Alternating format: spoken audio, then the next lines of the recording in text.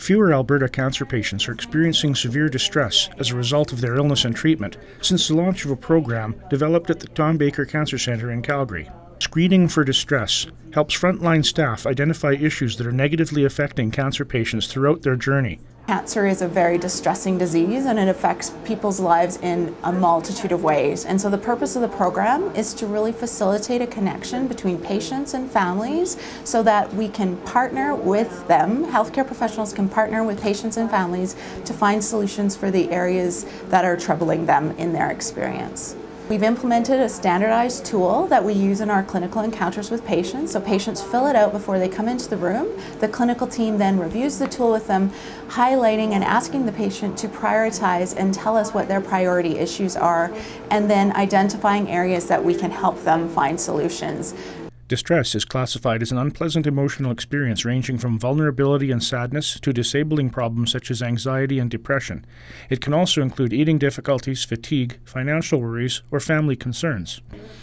Unaddressed and untreated, distress can interfere with a patient's ability to cope effectively with cancer, its physical and psychological symptoms, and its treatment. The new value add of this program is that we historically are very, very diligent at managing physical symptoms and the treatment-related issues, but this program expands our scope of standard assessment to include areas of emotional, informational, spiritual, and practical needs, as well as the physical needs. High River resident MEREDITH HODGES completed the Screening for Distress questionnaire following her breast cancer diagnosis.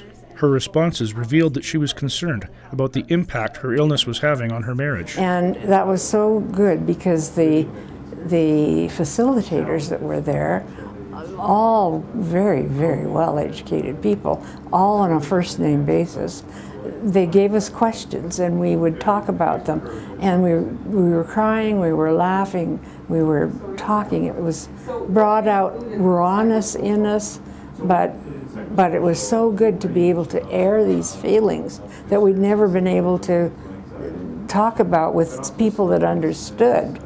Screening for Distress was conceived in the late 1990s at the Tom Baker Cancer Centre by a team led by Dr. BULTZ. So given the stress was so high, we began to work through our research to better define what the stress meant and recognize that the stress was quite complex. It was related to physical concerns, psychosocial concerns, and practical concerns.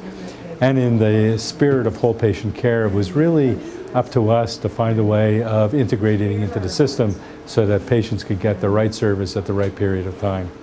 Results show screening for distress reduced the level of distress in a number of Alberta cancer patients and survivors by more than 70%. Statistically, we did a pre and a post survey, and over 1,000 patients in the province participated in our evaluation. And what we found was after we'd implemented this as a standard of care at multiple time points in their journey, there was a statistically significant decrease in the amount of distress that patients were reporting to us.